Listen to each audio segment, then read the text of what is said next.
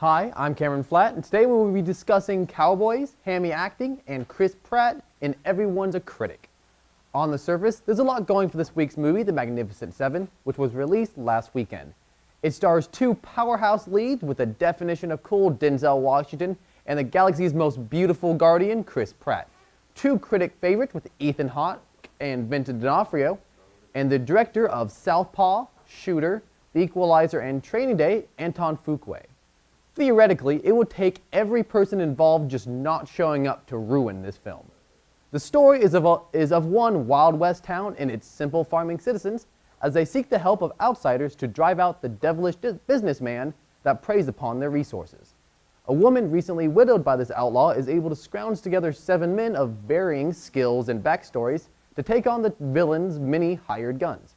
While all highly capable in unique ways, the 7 must face their differences and personal demons to overcome the already slim odds of success.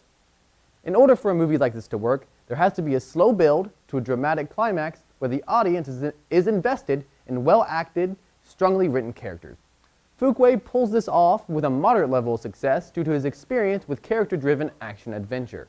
All of the strongly written characters were given to the most well-known actors, with Washington as a stoic leader, Pratt as the slinger of both guns and one-liners, Hawke as the man with a haunted past, and D'Onofrio as the surprisingly funny, squeaky-voiced mountain man.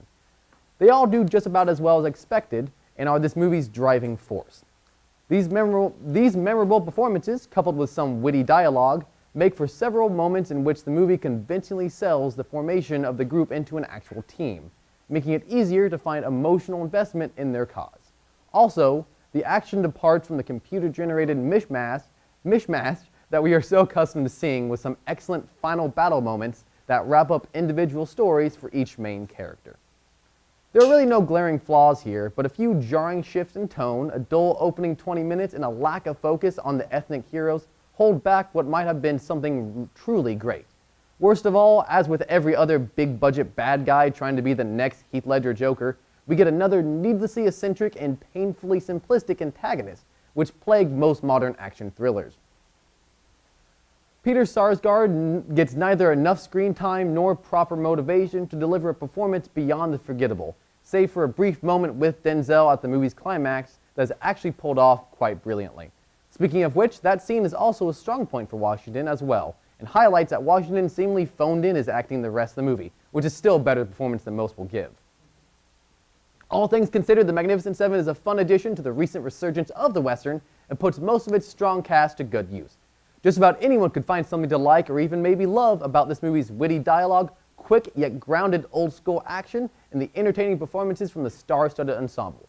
While not a must-see, I am glad I saw this one in theaters and would recommend it to any avid Western watchers or fans of these actors.